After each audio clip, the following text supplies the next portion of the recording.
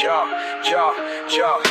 welcome to the show. It's Boston's Banter with Frank the Bank and Keith LaCava. You know the answer. Talking sports, breaking down the play so raw. From the Celtics to the Sox, we giving you the score. Catch the vibe, we coming live. Filling up your feed, let the passion thrive. Every dunk, every run, we analyze the moves. Shout out to the fans, feel the rhythm and grooves. From Gillette to the Garden, we ain't missing a beat. Frank and LaCava bring the fire, can't accept defeat. What up? Welcome back to Boston's Banter, where the sports are wicked and the banter is Pissah. I'm your host, Frank the Bank. With me, as always, is Keith LaCava. What's going on, Brocahontas? Yeah, not much Brodell Beckham Jr. Brodell Beckham Jr. here. That's right. We got episode 61. Yes, sir. Right? So it's going to be great. We're really close to the start of fantasy football, NFL football. Yay! I can't even wait, man. I can't even wait for this. I can't wait, Our Frankie. draft's next weekend, for crying out loud. A week from this weekend, That's man. what I'm saying. Yeah, So back to back. That's going to be great, yeah. So why don't we just jump right into the Wicked Pissah news and get it started? Yes, sir, Frankie. Wicked Pissah news. Here we are. We're going to start with some more Celtics news. Yeah.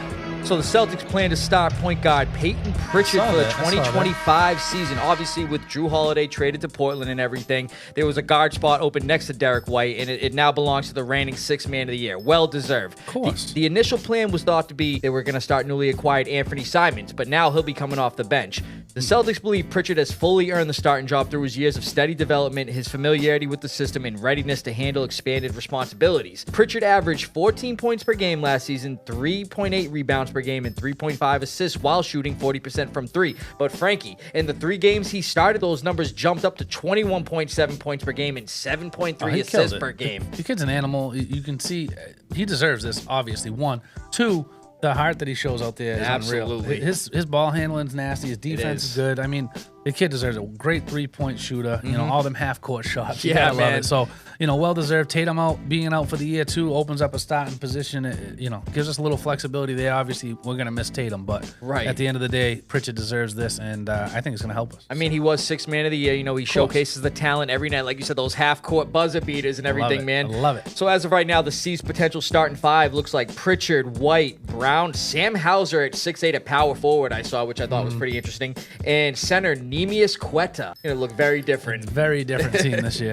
We'll see how it goes, Frankie. But still, speaking of the Celtics, man, they released the schedule recently, and this might help out a little bit, Frankie. So let's break it down real quick. So with the Celtics having a completely different lineup this upcoming season that doesn't look too appealing, there is something that may help us out. Apparently, the Celtics have the easiest strength of schedule in the NBA for the 2025 season. Based according on to last year's, right? What percentage? Yeah. And it was according to ESPN's NBA Today. Yep. So while the overall schedule of games is considered easy, the Celtics will face a tough stretch early in the season due to the need to use their new players and obviously adjust to the absence of Jason Tatum. We were just talking about and all that. The Celtics are also tied for the fewest back-to-back games in the league with a few other teams, and that could be seen as a positive aspect of their schedule. The new look C's will not be playing on opening night for the first time in more than a decade. Not having Tatum there and everything, and the guys they just got rid of, so they're one of the teams now that are looking lower on the totem pole. So it's kind of weird to see, man. The Celtics, they've been literally playing opening night for they're saying a decade, but instead their first game will be on October 22nd at home versus the 76ers. Yeah. And actually, just to break it down, I actually have a few of the other games to start the season. So, I mean, you tell me what you think their record will be to start off, Frankie. So, like I said, they open up the season October 22nd at home versus 76ers. That's a dub. Then they're away at the Knicks. That might be a loss. Then they're away at the Pistons. The Pistons did really good last year. That's going to be a close game. That's probably a loss, too. Then they're away at the Pelicans. Oh, that's a win. That's a W. And then we're home versus the Cavaliers, another good team. Yeah, they're good, too. They're banged up. They were banged up at the end of last year, though, so we'll see. But that's probably, that's going to be a loss probably, too. And then on Halloween night, away at Philly. I mean, that's a win. So we're starting off 500 right there. There we but go. Hopefully they pull one out there and, go 4-2. Yes, sir. We'll see what happens, Frankie. But yeah, let's get into some Red Sox update, man. Let's do it. They're surging again a little bit. They're actually starting to look good again, and they're sitting at second place in the AL East currently. Their record is 68-57 on the season, still second in the wild card as well. So let's break down what they did this past week. So they won the second game of the Astros series last Tuesday in a 14-1. They went crazy. The Sox had 3 home runs for the second straight game. Yep. Also the second straight game for Roman Anthony and former Astro Alex Bregman, each having a home run in that game. They went nuts that game. Yes, they did. followed by a 4-1 loss at the Astros to end that series. Then to start the Marlins series in Boston last Friday, they won 2-1. That was a great game. Alcantara was pitching great for the Marlins. Marlins were one of the hottest teams in baseball for a minute. They were winning some games, and Trevor Story with the walk-off single there. We're going to talk a little bit more about him in a minute. Yes, we are. Then a 7-5 win versus the Marlins, and the Sox have won 25 of their last 30 home games. Their best 30 games span at home since April to June of 2008. They were also 25-5 in that span. I love it. And lastly, a 5-3 loss versus the Marlins on Sunday afternoon. That was a tough loss because we were winning late in that game. We were, a bro. Couple runs. The bullpen did terrible in the Marlins series. Even though we only gave up 1 run in that first game, they still, with the other 2 games, giving up 5 and 5 against them. That was tough. They're actually the ERA against the Marlins was 8.59 for the bullpen. That's how bad they pitched. Yeah, man, I thought they had that game in the bag, too. That was crazy. They needed that one. I mean, they were 3-2 this past week. You want to be, 4-1 right there. Right, that should have been a W, being up 2 runs late like that. I mean, they are starting to look good, but they are letting those games get away like we've talked about. That's a game you got to win. I mean, the Marlins have been hot in the last month or so, but they're not a very good team. We've shown we could beat them. Anybody. Right? So, Frankie, you got something to bring up about Trevor Story. What's the story on Story, bro? Story on Story. So, the Red Sox have been around a long time, right? 100-something plus years, whatever. Yes. He set a franchise record this past week for the most consecutive steals to start a season. 21 out of 21. So, he's attempted 21 steals. He stole every time, 21 times, without being caught. It's a pretty cool record. Oh, absolutely. Yeah. What was it held by? Julio Lugo back in 2007? And he had 20, exactly. So, that is That's correct. right. So, yeah, I thought that was pretty cool. And, absolutely. So, with the good news, we do got some bad news, though. So, let's bring it up real quick. So, Red Sox rookie infielder Marcelo Mayer to undergo wrist surgery and miss the rest of the season. Third season in a row, his season ends due to injury, dude. What's going on with this guy? He was looking good for a minute there, too. He started off pretty hot. He was. His season ends with a .228 batting average, 4 home runs, where he actually had 2 in one game. I know. He started to play pretty well. And 10 RBIs. Those numbers don't look the greatest, but again, he's a young guy, so he's getting the surgery. He's going to be back for spring training, so let's hope he comes back good. Yeah, we need him. All right, let's get into some NFL stuff. News, yeah, brother. We got some NFL. Now, the Browns, we noticed they've been drafting like shit, especially guys getting in trouble. Drafting, signing, whatever. I mean, everybody, you get in trouble with the law, go sign with the Browns. That's what I'm saying. Justin Tucker's probably going there That's next. what we said the last time. He's definitely going there. So to break it down real quick, let's get into it. So we got 2 rookies on the Browns who were looking at some serious charges who are now going to get ready to play for the Browns and everything. So for starters, second-round pick running back Quinshawn Judkins, the other Ohio State running back, won't face a formal misdemeanor battery charge over an alleged domestic incident in South Florida last month. He was arrested back on July 12th after allegedly punching his girlfriend with a closed fist over frustrations from reading text messages. Prosecutors declined to pursue charges after reviewing police reports, body-worn camera videos, video surveillance, photos, phone records, and the sworn statement of the woman he allegedly struck. What's weird too, Frankie, is Judkins wasn't arrested until 5 days after the incident took place. We talked about this when it happened. That's what I'm saying. And she stayed with the guy for 5 days. It's like, come on. It seemed very odd at the time, and I mean, good for him. Hopefully he didn't do it, and hopefully, law enforcement did their job. They said there wasn't enough proof that it even happened. So 5 days after and everything, and then he gets arrested. That's just crazy. But Judkins is still waiting to join his team and sign his rookie contract. I mean, he still wants more guaranteed money, and like I'm going to tell you right now, man, he shouldn't be asking for guaranteed money. We talked about Judkins. You liked him as a sleeper or as a rookie sleeper or somebody that you really liked, and I think he is a great running back, but he's missed a lot of time at this point, right? A lot of time. It's like he might be kind of a later, in the season kind of guy for fantasy relevance, but he is a really good running back. That's what I'm saying. We've seen what he can do at Ohio State. It's good that he's not getting suspended, but they're going to have to get him up to speed, obviously. Yeah, they're going to have to ride the Jerome Ford bus. Jerome Ford. Here we go. And then we got undrafted rookie wide receiver Isaiah Bond of Texas. He had his sexual assault case dropped. The NFL is still reviewing it, but the Browns still plan on signing him, which I actually saw. They did officially sign him today. So the Browns spent a lot of time scouting Bond in the pre-draft process and brought him in on a top 30 visit. Unfortunately, his draft plans got screwed up when he turned himself into authorities in Frisco, Texas this past April after a warrant was issued for his arrest on sexual assault charges. Now, with the charges being dropped, he's looking to put the bull behind him and live out his dream. The 5'11 wide receiver the last 3 seasons, Frankie, between Alabama and Texas in 41 games, posted 99 receptions, 1,428 yards, and 10 touchdowns, averaging nearly 15 yards a catch. But Frankie, at Texas last season alone, he caught 34 passes for 540 yards and only 5 touchdowns in 14 games. That's what I'm saying. He was looking like a later round draft pick. Helping the Longhorns, though, contend for a national championship. But Frankie, his defining moment came in the Iron Bowl when he caught up the now famous 4th and 31 game-winning touchdown for Alabama against crazy. Auburn. And actually, let's bring up the clip real quick. Because this was insane. 4th and 31. Awesome. That's all it is. But there's a lot of airspace to cover for Milroe. Still looking. Firing. Near corner. It's caught! Touchdown, Alabama! Isaiah Bond on a 4th and a mile. We always keep thinking we've seen it all, and we never have we? I mean, everybody's going to remember that, bro. Was crazy. That also helped his draft stock there, too. I mean, the sure. sexual assault charges dropped it. I mean, he went undrafted. Yeah, he went undrafted, but still, it's like he's giving it his all. He's like, he kind of reminds you of like a Chisholm or somebody going crazy in camp and like could make some moves. And then another Edelman. Edelman was like 5'11" too, I think. That's what I'm saying, bro. So, I mean, obviously the kid's got talent and everything. He could have been a 3rd, 4th round pick without those charges, but now he's on the Browns to see if he makes the most of it. Yeah. All right, Frankie, we got one notable re-sign, and we're going to bring him. This guy's been holding out, too. Somebody we both had on our fantasy teams last year. He helped me out a lot last year, Oh, yes, sir. So the Bills have signed 2-time Pro Bowl running back James Cook to a 4-year, $48 million extension with $30 million guaranteed. The deal includes the most guaranteed money for a running back in the last 5 years. He had 1,009 rush yards last season in a league high tied. He tied 16 rushing touchdowns and an additional 2 receiving touchdowns. Yeah, he played great. He was awesome for me last year. Absolutely, Frankie. But yeah, that's all we got for the Wicked Pissah news, brother. So another great Wicked Pissah news right there. Let's jump into a quick Foxboro Focus. Here we are, brother. Foxboro Focus preseason still going. Yeah. And the Patriots, they won another preseason game. Looking good under Mike Vrabel. Yeah, yes, sir. So let's break it down like Frankie just said. The Patriots beat the Vikings 20-12 in preseason game 2. We're going to show the highlights real quick. Yep. Preseason game 2, Patriots at Vikings. And like last week with the special teams, we got another special teams highlight here. The dynamic Swiss Army knife Marcus Jones. He's getting the return here, and he's got the wall to the left side. And could he be?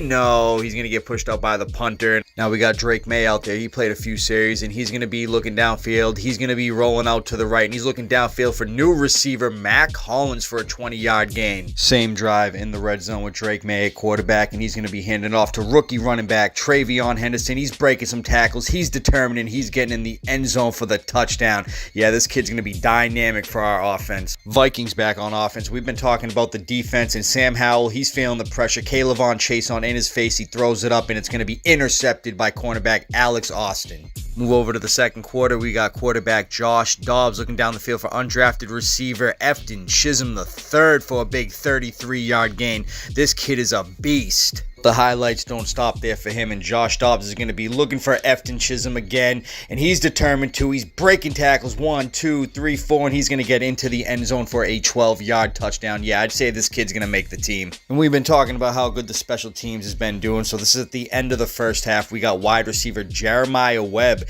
and he's going to be taking out the kick, and look he's getting some blocks. He's going to the left side. Oh, is he going to return it? Is he going all the way too? No, he's getting slowed down, but still another good return, 59 yards. And I'm telling you, Jeremy Springer must be happy with his unit. Second half was all field goals, so not much there. And the Patriots win 20-12 in preseason game 2. Man, yeah, so they're looking good. Obviously, they didn't put up 48 points like they did last week. The defense was so solid, though. The defense played great. Yeah, they did. I mean? But Travion Henderson, again. Oh, my God. That run was nasty, first of all. Broke 3 tackles. I texted you, right? I was like, dude, this dude's so patient, so patient, and then he hit that hole. Boom. That's what I'm saying, bro. It was awesome to see. Like, it was funny. The play before, Antonio Gibson got tackled for like a 3-yard loss. And then in came Henderson. You know, he's a smaller back, so when you see that, especially on 3rd and goal, you're kind of thinking like, oh, what are they going to do here? They're going to be a screen with him. No, they ran him right through the numbers. Honestly, it was like he was real patient behind the line. He saw something finally open up, and he hit it, broke a couple, like you said, and then he was good. Like I said in the highlights, he's very determined, breaking those tackles to get in the end zone. That kid's going to be a stud in our offense. I'm telling you that right now. But Frankie, here's some other things I noticed from that game, and I want to bring up the special teams and primarily the return game. The return game's been great, yeah. So they had 130 kickoff return yards, including a 59-yarder at the end of the first half by undrafted wide receiver Jeremiah Webb, as we saw in the highlights, and the dynamic Swiss Army knife cornerback Marcus Jones, like we saw in the highlights. He had a nice 37-yard punt return where I'm sure the special teams coordinator Jeremy Springer is going to clown him for getting stopped by the punter and everything because it looked like he was gonna score, bro. I thought he was. Yeah, the wall. We've seen him, man. But like the first game, obviously you had Travion Henderson returning that kick for the touchdown, 100 yards. Both games, the return game's been great. And then you had Antonio Gibson have a 62-yarder. In this game, we're seeing the return. The special teams looks great. I'm saying they're playing great. Absolutely, bro. But like you were saying, man, with one rookie, with Travion Henderson, obviously we were going to bring him up. He's a highlight. Yeah. He's going to be a highlight show the whole season. Absolutely. But, bro, we got to bring up undrafted rookie Efton Chisholm III. Again, he led the team in receiving and caught all 6 of his targets for 71 yards and a touchdown. He only played in the first half, too, and that tells me, man, that he's primed to make the roster right there. I mean, there's so many, receivers that you have to think about, who's getting cut. I'm telling you right now, Polk's getting cut, Baker's getting cut. I wouldn't be surprised. 2 of the draft picks from last year. It's crazy to think about. And Bourne, I wouldn't be surprised if Bourne gets cut. He's up there in age and everything. I was watching a podcast earlier and they were talking about somebody said they're gonna cut Diggs. What the? Which I don't think they're ever gonna do. Those dudes are on dregs. I know, but I'm saying, I was like, that's crazy because the wide receiver room's actually looking pretty good, pretty deep this. Oh, dude, it is. You know what I mean? Especially with the other guys we got on top of, instead of Diggs and Chisholm and all those guys, you got Pop Douglas, you got Kayshawn Boutte, you got Kyle Williams who caught 2 passes. Matt Collins is here. He caught 2 big passes. We signed him. You know what I mean? So it's like he's not getting cut. But back to Chisholm real quick, Frankie. The guy's caught 12 of his 14 total targets through 2 games for 121 yards and 2 touchdowns. He's another Edelman. We struck gold with him. He really is. The kid's nasty. That's what I'm saying. We struck gold. A diamond in the rough. He's not going to be told no. He's just going to do it. That's what I'm saying. Hopefully we keep him and he's the next Edelman. I'm telling you right now, the fact that he played in the first half and they didn't play him at all in the second half. Did you hear Scott Zolak, too, after he scored that touchdown? He said, this kid's making the team. He just made the team. Yeah, I heard that. That was great. Actually, it was Zolak on Zolak's podcast that said Diggs. He heard that Diggs might get cut. What? Bro, what are you talking about, man? Yeah, believe it or not, I swear to God, Zolak said that. Yeah, 3 years, $69 million. Dude. I don't think they're cutting him either. No, I'm just saying. Absolutely not. I mean, think about it, too, real quick. They cut Diggs, man. You're left with Matt Collins as your long-tenured receiver, as the veteran in the room. And then the rest of the young guys. No, you need Diggs on that team. Yeah, you can't cut him. You just signed him. He's one of your big offseason acquisitions. Him and May have been connecting a lot in practice, too. He ain't getting cut, bro. Exactly. What are they talking about? I don't know. He said he heard it somewhere. I'm like, that's crazy talk. There's no way he's getting cut. Idiots, man. Good stuff, Frankie. You too, buddy. So, great Foxboro Focus. Let's jump into the lava round. We got top 15 PPR receivers this week, yes, ESPN. So, and our sleepers, of course. So, again, if you're in our league, put your earmuffs on. You can just not watch this part of the show because you don't want to know our sleepers. Absolutely, bro. Don't take our picks. But yes, no, for real. ESPN currently, Jamar Chase is number 1, obviously. Justin Jefferson's listed at 2. CeeDee Lamb's at 3. Puka Nacua is 4. Malik Neighbors is at 5. Amon-Ra St. Brown is at 6. 7's Nico Collins. 8, we have Brian Thomas Jr. That's a great keeper for Josh, by the way. He's getting him real late. Yes, he is. 9, A.J. Brown. 10, Drake London. 11, T. Higgins. So you got 2 Bengals in the top 10. Top 11. Oh, top 11, sorry. That's crazy. Tyreek Hill fell to 12 this year. I saw that. I was like, what? Yeah, I mean, he had a terrible year last year. I wish I never drafted him. 13's Lad McConkey, one of your guys that you could have kept. I'm keeping Bowers. Yeah, no, I know you. Bowers a great keeper, too. Absolutely. 14, Devontae Adams. So they, 2 for the Rams on the top 14. Pretty cool. And then Jackson, Smith, and Jigba at 15. So why don't we start off with your first sleeper? Who do you like? So, Frankie, I'm actually going to take Ricky Pearsall of the 49ers. That's 3 weeks in a row, I swear bro. to God, he's one of mine, too. We don't go over our notes together like we always talk about and everything. That's crazy. So let's break it down real quick. So the first-round pick from the 2024 NFL Draft who survived getting shot will show why he was a first-round pick. So Debo got traded, obviously, to Washington, and Ayuk the Puke isn't expected back till October while he recovers from a torn ACL. Yeah, he's going to be on the pup still. That's what I have here, too. I mean, Debo's gone. Same thing. You know what I mean? And the only other notable wide receiver you got on that team is Juwan Jennings. He's even dealing with the calf banged injury. up right now. He's banged up right now, too. And Juwan Jennings was pretty nasty for me last year. He filled in well. That one game he went crazy, but went off. He's a good receiver. But this Pearsall kid's been playing great. Been playing real good. In camp. He's 99th ranked overall, 44th wideout taken in drafts. I mean, that seems like a sleeper to me if your other guy's gone. That's what I'm saying, bro. Injured right now. He's top guy. I mean, think about it, bro. I mean, you got George Kittle on that offense, Kittle's obviously. Gonna eat some balls, too. But the thing is, he's not going to eat every target. No. And I don't see CMC getting a crazy amount of touches with, his recent injury history, especially last year. And I'll tell you right now, Frankie, with, like you said, his ADP being a current of 99, you could probably get Pearson like round 8, 9, maybe even 10. I'm saying that's his pre-draft rankings right now. So, I mean, I don't know where he's currently being drafted, but he's 99th overall for PPR league on ESPN. So I thought that was pretty cool. So his potential's through the roof. Oh yeah, I like that pick too. So absolutely. I'll go with I'll give you one of my guys. It's a rookie actually for similar reasons for why we're talking here for Pissah, but Emeka Egbuka on the Buccaneers. So had a touchdown last week. Yeah, Godwin coming back from injury might start on the pup. He's banged up. Evans obviously missed some time last year and he ain't getting any younger. But by all accounts, this kid he's ranked 13 behind Pissah, so he's 112th ranked currently, 54th wideout being taken, right? Baker Mayfield has talked so much about this kid. Everyone's talking. He's having a great training camp. And again, if Godwin's not back at full strength, this kid's going to fill in the Godwin role. Godwin was like the top 3 receiver. I know. He was killing it when he started fantasy last year. In the first 5, 6, whatever, until he got hurt. They got an arsenal over there, bro. I think this kid, especially to start the season, is going to be real hot. They're going to be looking for him. Just like Jalen McMillan last year. He likes looking for the young receivers. If anybody gets injured there, too, I mean, again, Mike Evans is the model of consistency, but he got banged up, missed time last year. He just broke 1,000 yards with that cool play at the end of the season, right? We showed that last year. So that year. was, but again, he's not getting any younger. And Godwin, that was a pretty severe injury, and they're talking about him missing some time early on. So it's like... Yeah, man, he could fill in. I could see him going off. Man, he was nasty at Ohio State, and they brought him in, and Baker advocated for him too. So the kid's good. The kid's real absolutely, good. So, Frankie. Who's your second? Who you got? So my second here is going to be Jameson Williams of the Lions, bro. I call him Big Play Jay. He's nasty, so fast, dude. So can stretch the field with his 6'1" size, and he's even clocked 20 miles per hour with the ball in his hands. Like Frankie was saying, the dude's fast as. With a current ADP of 59 and 61, he's definitely one of those wide receivers you want to look for in the 5th, 6th round for his big play ability. Goff will look for this guy down the field. So far in his 3-year career, Frankie, 33 games, he has 29 total receptions of 20 to 50 yards. Wow. Last year alone, on 58 receptions, he had 1,001 yards and 7 touchdowns, averaging nearly 18 yards a catch, while also having 5 receptions of 50-plus yards, with one being an 82-yard touchdown versus the Bears. This kid's nasty. So. Dude, I'm telling you, I love the kids upside. That's awesome. Yeah, that's a good pick for sure. Sir. Actually, my last pick is kind of related because of Jameson Williams. One of the reasons why I took him. I'm taking Rome Odunze.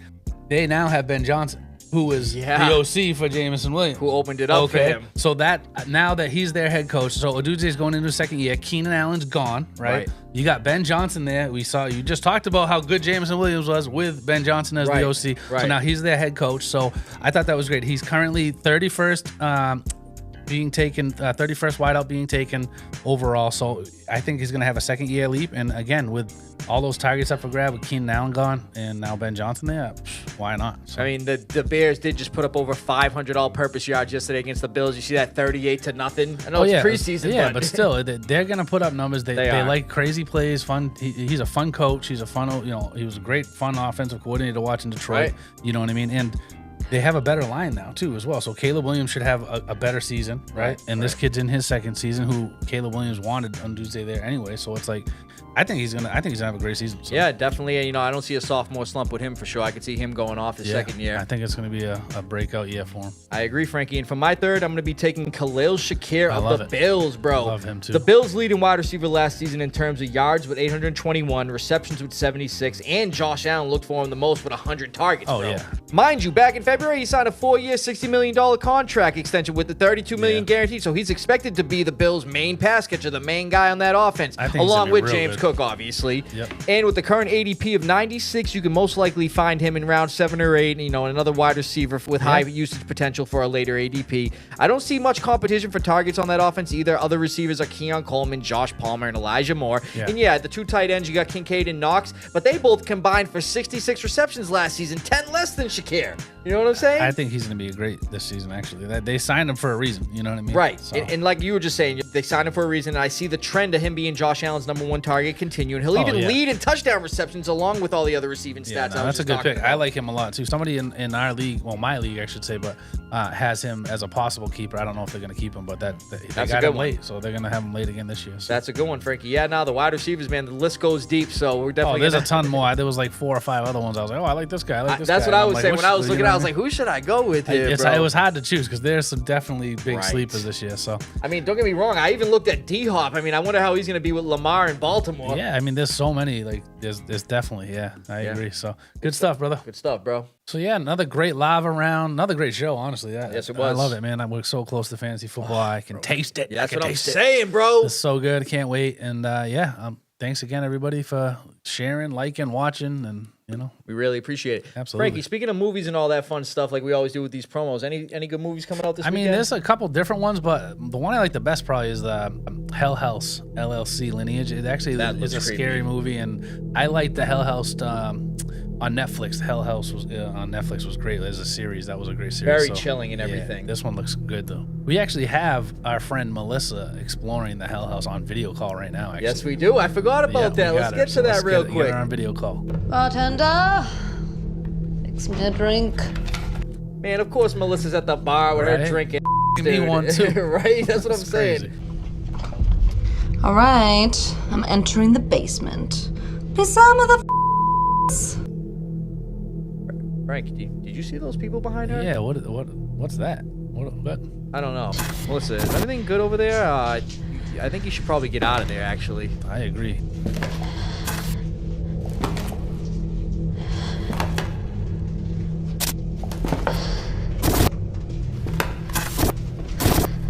What's with all this static? What's going on with the static? What's up, guys? Oh, nice clowns, Hell House. Frankie, I got a bad feeling about this, bro. You know I don't like clowns anyway. They're a little rough.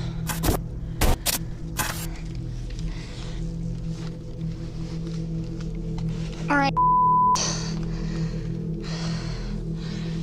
Check this out. I'm gonna give you guys a little bonus.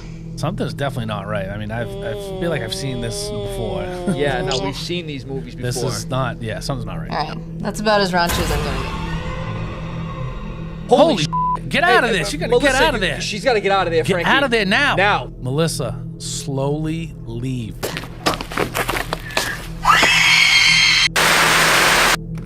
Frank, the video call cut out, man. Let's get out of here. Yeah, let's get out of here. From Beantown to your town, stay wicked Pissah. From Foxboro to your borough, thanks for listening, everybody, and we'll see you next week. Frank, what's up with your head, bro?